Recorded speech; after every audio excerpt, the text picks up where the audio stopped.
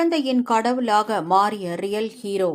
அபார்ட்மெண்ட்டின் 8வது மாடியில் உள்ள ஜன்னல் விளிம்பில் கை விரல்களை மட்டுமே பிடித்துக்கொண்டு உயிருக்கு போராடுகிறது 3 வயது பெண் குழந்தை. நாம் இதை படிக்கும் போதே அச்சப்படுகிறோம். ஆனால் 7வது தளத்தின் ஜன்னல் வழியாக ஒருவர் தன் உயிரை பணயம் வைத்து குழந்தையை காப்பாற்றியுள்ளார். இது கஜகஸ்தானில் நடந்துள்ளது.